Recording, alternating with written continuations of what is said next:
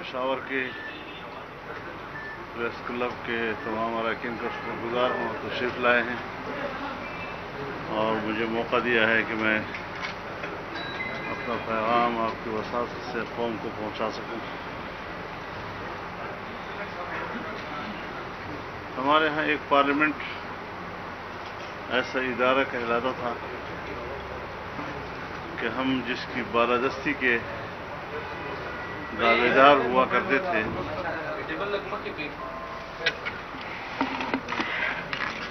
لیکن جس بھونڈے انداز کے ساتھ بجٹ پیش کیا گیا، جس جھوٹے اعداد و شمار کے ساتھ قوم کو معاشی بہتری کے اشاروں کی نوید سنائی گئی، اپنے اس جھوٹ کو چھپانے کے لیے پارلیمنٹ کے اندر جو غنڈہ گردی کی گئی، اپوزیشن کے اوپر جوتے پھینکے گئے، بجٹ کی دستاویزات کی کتابیں پھینکی گئیں، مغلظات بکے گئے،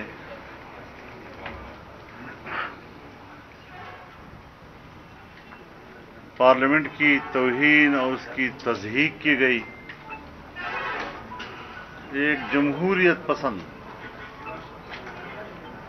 اس قسم کے کردار کے بعد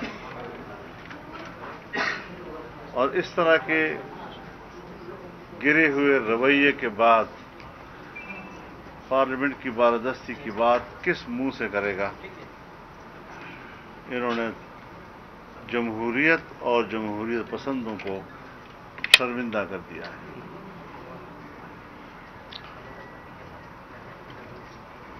اب یہ بات واضح ہو گئی ہے کہ یہ جھوٹ کا ایک پرندہ تھا اور اس پر پردہ ڈالنے کے لیے انہوں نے اس ہلڑ بازی کا سہارا لیا، اور شاید مزید بھی پارلیمنٹ نہیں چلے گی، اس لیے کہ وہاں پر ایک تلخی کا ایسا ماحول پیدا کر دیا گیا ہے کہ جو شاید بھاگم دوڑی میں ہی اب اس بجٹ کو پاس کر دیا جائے۔ پھر یہ سلسلہ یہاں پر نہیں رکا ہے، یہ اب بلوچستان تک گیا ہے۔ بلوچستان میں جس طریقے سے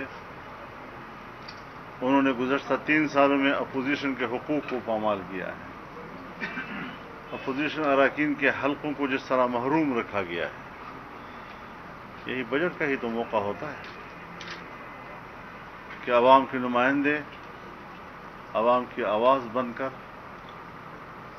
عوام کی طرف سے احتجاج نوٹ کراتے ہیں۔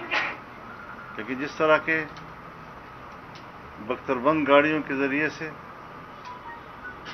دروازے توڑے گئے، جنگلہ توڑا گیا، معزز ممبران اسمبلی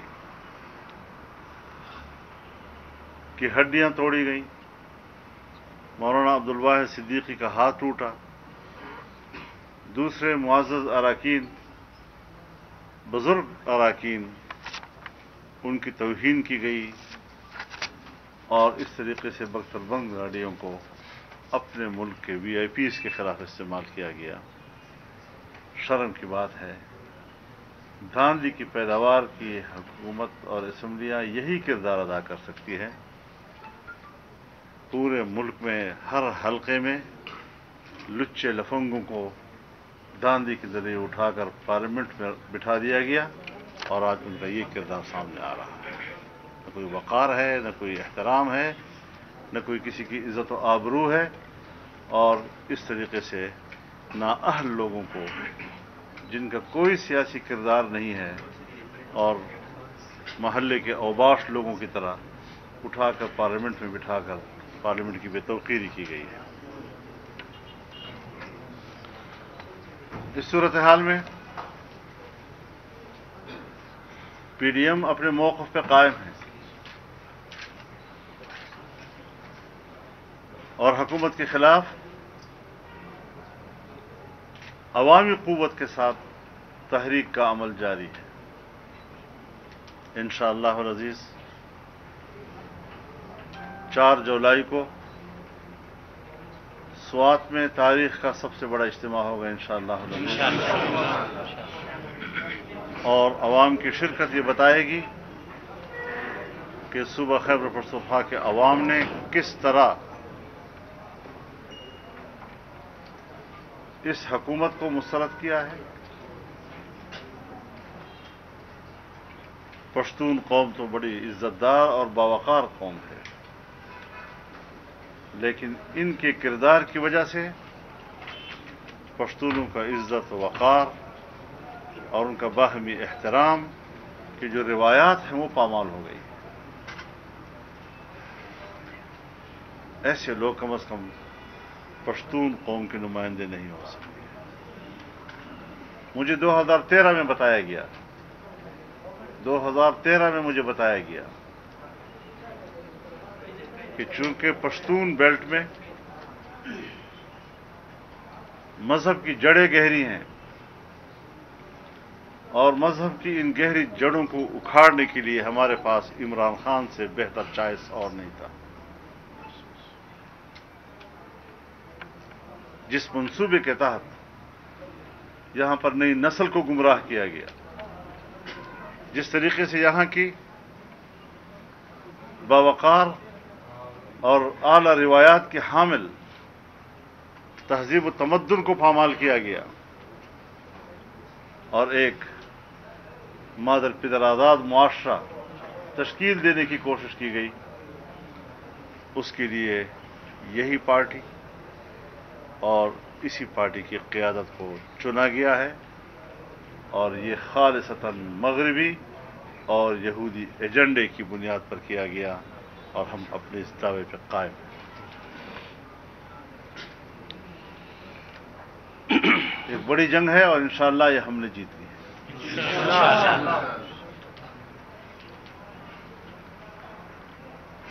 29 جولائی کو کراچی میں پی ڈی ایم کا بہت بڑا جلسہ ہوگا انشاءاللہ العزیز، اور اس طریقے سے ایک بار پھر عوامی صفوں کو منظم کیا جائے گا، اور عوامی قوت ہی ہمارے نزدیک ہمارا ہتھیار ہے۔ جمہوری ہتھیار کو استعمال کریں گے، بھرپور طور پر استعمال کریں گے انشاءاللہ العزیز، اور ملک کو آئین کی پٹری پر واپس لانے کے لیے ہم اپنی جدوجہد جاری رکھیں گے۔ ہم ایک بار پھر متنبہ کر دینا چاہتے ہیں پاکستان کی اسٹیبلشمنٹ کو اور پاکستان کے ان اداروں کو جو آج اس قسم کی حکومت کی پشت پناہی کر رہے ہیں اور ان کی پشت پناہی کو اپنا آئینی فریضہ سمجھتے ہیں کہ وہ غیر جانبدار ہو جائے۔ ہم ان کی قدر کرتے ہیں، ان کا احترام کرتے ہیں، لیکن سیاست میں ان کی اس طرح کی مداخلت کو نہ قبول کیا ہے اور نہ ہی قبول کریں گے۔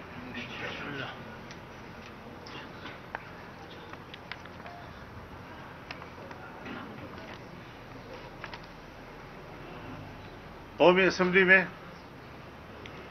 لیڈر آف دی اپوزیشن جناب میاں شہباز شریف صاحب نے انتخابی اصلاحات کے لیے آل پارٹیز کانفرنس بلانے کی تجویز دی ہے۔ ہم اس کی تائید کرتے ہیں، اس پر کام ہونا چاہیے، اور بنیادی نقطہ یہی ہو کہ انتخابی مراحل کے اندر کسی مرحلے پر بھی جاسوسی اداروں کی مداخلت نہیں ہونی چاہیے۔ فوج کو الیکشن سے دور رکھا جائے۔ اگر کہیں پر امن و امان کی صورتحال ہے تو اس کے لیے پولیس کافی ہے۔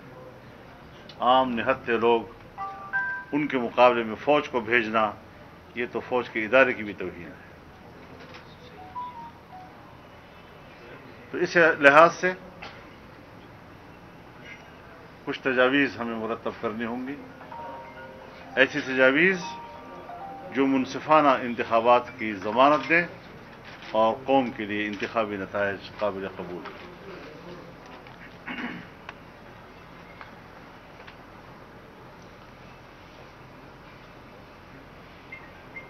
فاٹا کی صورتحال، اس وقت ہمارا فاٹا اور فاٹا کے عوام مظلومیت اور قسم پرسی کے دور سے گزر رہے ہیں۔ پرانا نظام بھی ختم کر دیا گیا اور نئے نظام کا تجربہ بھی ناکام نظر آ رہا ہے۔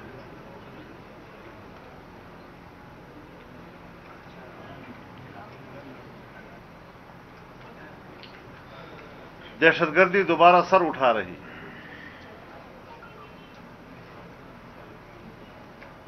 لیکن کیوں سر اٹھا رہی ہے؟ ہمیں شبہ ہے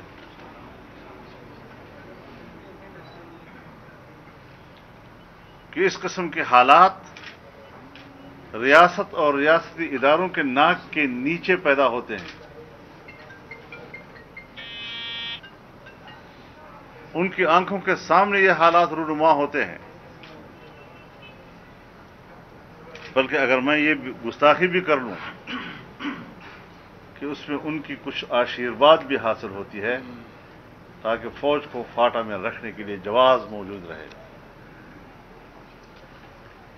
چنانچہ دوبارہ وہاں پر نئی نئی تنظیمیں اٹھ رہی ہیں جو ٹارگٹ کلنگ کرتی ہیں، حتیٰ کہ علماء کو قتل کرتی ہیں، ان کو شہید کرتی ہیں، اور اس طرح عوام میں ایک اضطراب اور عدم تحفظ کا ایک احساس دوبارہ پایا جا رہا ہے۔ کیوں قوم سے کہا گیا کہ دہشت گردی ختم کر دی گئی؟ کیوں قوم سے کہا گیا کہ وہاں پر امن حالات ہیں اور وہاں پر انضمام ہونا چاہیے؟ تو یہ ساری صورتحال ہم سمجھتے ہیں کہ مختلف ادارے کچھ اپنے مفادات اور اپنا ہاتھ اوپر رکھنے کے لیے کر رہے ہیں تاکہ اس کے لیے جواز موجود رہے۔ سرتاج عزیز رپورٹ میں کہا گیا تھا کہ 10 سال تک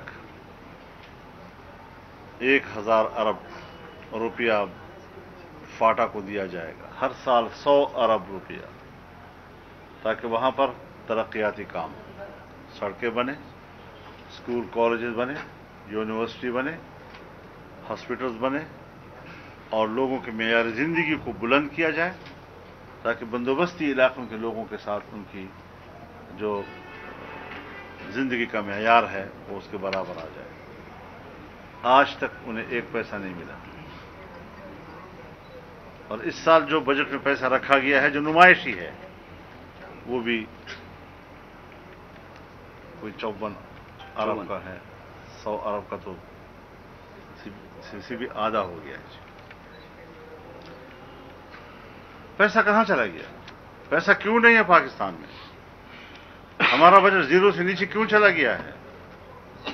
میں واضح طور پر کہتا ہوں کہ جھوٹ بول کر جتنے بھی بڑے بڑے دعوے کیے جائیں، مہنگائی کا پہاڑ ایک اور پہاڑ، جس طرح کورونا کا کہتے ہیں نا نئی لہر آ رہی ہے، تو کورونا کا مہنگائی کا بھی ایک نیا پہاڑ اب گرنے والا ہے۔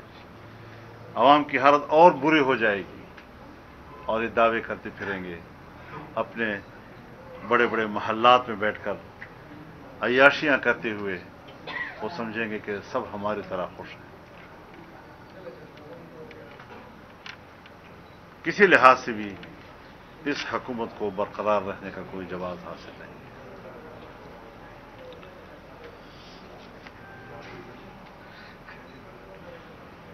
ہم افغانستان میں وہاں کا پرامن حل چاہتے ہیں، ایک پرامن افغانستان، ایک مستحکم افغانستان، ایک اسلامی افغانستان، اور اس حوالے سے جو پیش رفت ہوئی ہے اس پر عمل درآمد ہونا چاہیے۔ یہ ہیلے بہانے کہ معاہدے پر عمل درآمد کو مؤخر کیا جائے، اس کی وجوہات واضح کی جائیں، معقول وجوہات، تاکہ اس پر غور بھی کیا جا سکے اور طالبان کو بھی مشورہ دیا جا سکے۔ لیکن دنیا میں جب معاہدے ہوتے ہیں تو وہ عمل درآمد کے لیے ہوتے ہیں، وہ صرف معاملے کو جھٹکا دینے کے لیے نہیں ہوا کرتے۔ یہ ڈنگ ٹپاؤ سیاست ہوتی ہے کہ دفع الوقتی کرو اور कौम को उसी हालत में रहने दें। सन 1979 से लेकर आज तक अफगानिस्तान जंग की आग में जल रहा है और हमारे पड़ोस में है। मैंने पहले भी एक ज़माने में कहा था कि पाकिस्तान अफगानिस्तान के हवाले से अपनी पॉलिसियों पर नजरसानी करे, उसमें संजीदगी पैदा करे, वरना एक वक्त आएगा जब अफगानिस्तान में सब होंगे और पाकिस्तान नहीं होगा। आज का ये पूरा माजी का आशरा वो ऐसी ही सूरत हाल में गुजरा है कि हमारे दुश्मन तो अफगानिस्तान में मौजूद हैं और उनका किरदार मौजूद है, लेकिन पाकिस्तान का कोई मुअस्सर किरदार नजर नहीं आ रहा। हम पाकिस्तान का किरदार चाहते हैं, पाकिस्तान का एक मुअस्सर किरदार चाहते हैं, लेकिन इस तरह की हुकूमतें, कमज़ोर हुकूमतें, नाजायज़ हुकूमतें, धांधली के नतीजे में मुसल्लत की गई हुकूमतें इतने बड़े चैलेंजेस का मुकाबला नहीं कर सकती। कश्मीर हमारे हाथों से निकल चुका है इसी वजह से कि क़यादत कमज़ोर है। अब वो कश्मीर की नुमाइंदगी नहीं कर सकी, वो कश्मीर की तर्जुमानी नहीं कर सकी है, उनकी नीयतें भी ख़राब हैं, उनकी सलाहियतें भी कमज़ोर हैं। तो इस सूरत हाल में हम कौम को, कश्मीरियों को, अफ़गानों को, फ़िलिस्तीनियों को तन्हा नहीं छोड़ सकेंगे और उम्मत मुस्लिमा इंशाअल्लाह एक सफ़ बनकर अपने चैलेंजेस का मुकाबला करेगी। अल्लाह ताला हमारा हामी और नासिर। तो भी बताएं कि शेख रशीद साहब का बयान आया कि कल की सियासत काफ़ी हो चुकी है, अब हमें बैठकर बात करनी चाहिए। बैठकर बात किससे की जाए? कोई बासलाहियत लोग हों, इस काबिल लोग तो हों कि उनके साथ बैठकर आदमी बात करे। जिस तरह का उन्होंने ज़बानें इस्तेमाल की हैं, जिस तरह उनका रवैया है, ये लोग किसी बावकार मजलिस में उनके साथ बैठने के काबिल हैं? किसके साथ बात की जाए? मौलाना साहब ये बताएं कि जब आपसे बैठते तो आप कहते हैं कि पीटीआई हुकूमत को अवाम ने मुस्तरद कर दिया, लेकिन जब उनके साथ बैठते तो वो कहते हैं कि मौलाना साहब और पीटीएम को अवाम ने मुस्तरद कर दिया। तो ये हकीकत में किसको अवाम ने मुस्तरद कर दिया, इसकी समझ तो हमें नहीं आ रही। वो नाई के सामने कोई बैठा था तो उसने कहा कि मेरे बाल कितने लंबे हैं, तो उसने कहा भी तेरे सामने आ जाए। तो ये फैसला अवाम ने कहा। और इस हुकूमत के होते हुए अगर वहाँ पर कोई वोट का इंतज़ाम होगा तो वो काबिल एतमाद नहीं होगा। यूथ के बाद अब वो बैरून मुल्क या जो दरिया पार, समंदर पार ममालिक हैं, उनके वोट को इस्तेमाल करके एक धांधली का रास्ता निकालेंगे और बहुत बड़ी तादाद में है। तो इस हवाले से अरब दुनिया में जो लोग रहते हैं उनकी कानूनी पोजीशन और होती है, यूरोप में जो लोग रहते हैं उनकी कानूनी पोजीशन और होती है। वहाँ पर कैंपेन चलाने की बात होगी। मैं अपने वोटर तक पहुँचना चाहता हूँ।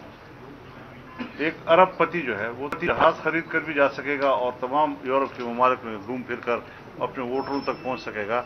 हम जैसे गरीब लोग क्या करेंगे कि जो अपने हल्के में आवाम तक नहीं पहुँच सकते, हम बड़े मुश्किल से पहुँचते हैं। तो ये चीज़ें जो हैं ये मशकूक है, ये मशकूक किस्म की सियासत है, मशकूक किस्म की ममलकत बना दी, मशकूक किस्म की हुकूमत और जमहूरियत बना दी है इन्होंने। हाइबर्ड से आप कहते हैं, ये सूरत हाल है। इसलिए मशकूक सूरत हाल में वोट का हक ये पाकिस्तान के फ़ायदे में नहीं जाएगा। सूरत हाल वाज़े हो जाए, इस पर काम हो जाए और एक हुकूमत की राय ये जानिबदाराना राय है। सियासी जमातें अपने मंशूर में जो बातें करती हैं वो अवाम को ज़ाहिर है कि एक अच्छे अंदाज से मुखातब करती हैं ताकि उनका वोट हासिल किया जाए। सो ये भी एक अच्छे अल्फाज में गुफ्तगू है, लेकिन इसका कोई निज़ाम मौजूद नहीं कि ये वोट कैसे इस्तेमाल होगा, किस तरह इस्तेमाल होगा, किस मुल्क में उसके कवानीन के मुताबिक वहाँ के लोगों को किस तरह वोट की तरफ बुलाया जाएगा। और अगर हमारे सफारतखाने इस हुकूमत के अंदर वहाँ पर वो पोलिंग बूथ करार दिए जाएंगे, तो आप बताएं कि इस हुकूमत के होते हुए हमारे सफारतखाने जब पोलिंग बूथ होंगे तो उनका क्या हल हो जाएगा। हम पाकिस्तान में अपने पूरे बूथों को नहीं महफूज रख सकते तो बाहर मुल्क के बाहर में आप महफूज कर सकेंगे। मौलाना साहब ये बताएं कि पूरी मुस्लिम जमात इस बात पे मुतफिक है कि पिछले इलेक्शन में गांधी हुई थी, सेलेक्ट हुए थे, तो अभी बल्दियाती इलेक्शन के हवाले से भी बातें हो रही है, तो क्या अगर मौजूदा हुकूमत बल्दियाती इलेक्शन चाहती है तो आप लोगों का अमल क्या? मेरा ख्याल तो ये है कि बल्दियाती इलेक्शन नाकाबिल एतमाद होंगे, उस पर कोई एतमाद नहीं किया जा सकता। सिर्फ अवामी और पब्लिक के रुख को मोड़ने के लिए उन्हें यह ड्रामा एक रचाना पड़ेगा, इसके अलावा और कोई है। साहब ये बताएं कि आज स्वाद में आप लोग जलसा करने जा रहे हैं, तो अवामी नेशनल पार्टी और पीपल्स पार्टी के साथ भी बात हुई है इस हवाले से पीडीएम में दोबारा आने? हजरत पीडीएम है, अगर पीडीएम का कोई हिस्सा नहीं है तो आप उसको क्यों ज़ेर बहस लाते हैं? हम तो पीडीएम को ज़ेर बहस ला रहे हैं, पहले भी पीडीएम था, अब भी पीडीएम है। और जलसा बताएगा कि किसी मुसाफिर के गाड़ी से उतरने से कोई फ़र्क नहीं पड़ता, उसका सफ़र जारी है। तो हमने तो अपने दरवाजे खुले रखे हुए हैं, अगर कोई वापस में पीडीएम में आता है या कोई नया मेंबर आता है तो पीडीएम है, वो एक फोरम है। और जी, हमने हमेशा कहा है कि अपने दोस्तों के लिए दरवाजे खुले हैं, लेकिन ये है कि जो उन्होंने पीडीएम की तौहीन की है उस पर तो माजरत करनी चाहिए। साहब आप हमेशा ड्रोन हमलों के खिलाफ रहे हैं और जनाब बोले भी हैं, मौजूदा दौर में एक भी ड्रोन अटैक नहीं हुआ, क्या कहेंगे? ड्रोन अटैक का ताल्लुक हुकूमत से नहीं है, ड्रोन अटैक का ताल्लुक अफगानिस्तान के हालात से है। लिहाजा अफगानिस्तान में जो तालिबान को इस वक्त फतूहात मिल रही हैं और वहाँ पर उनका कंट्रोल बढ़ता चला जा रहा है, और ख़ास तौर पर जो वहाँ मामलात सुलह की तरफ जा रहे हैं और मुआहदात की तरफ जा रहे हैं, उसने कुछ सूरत हाल में बेहतरी पैदा की है।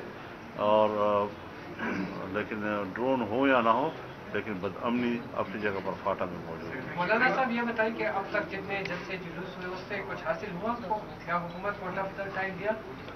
बात यह है कि आपने अपने नज़रिए को भी जिंदा रखना है, पब्लिक को भी जिंदा रखना है, उनके शऊर को बेदार रखना है, और उनके अंदर जो एहसास है जो आपने पहले दिन उनको दिया है उसको बुझने नहीं देना। लिहाजा उसमें हम कामयाब हैं।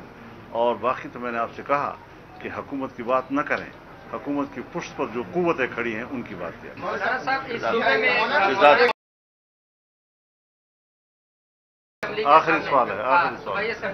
के सामने कैंप लगा हुआ है मिसिंग पर्सन, इसी तरह दानिशेर में भी एक धरना बैठा हुआ है, उस हवाले से हम मुकम्मल तौर पर उनके साथ हैं, हमारी पूरी जमात वहाँ मौजूद है और उनकी मुकम्मल सपोर्ट जारी है। ये मजलूम लोग हैं और इनकी मजलूमियत की आवाज़ में हम उनके साथ हैं।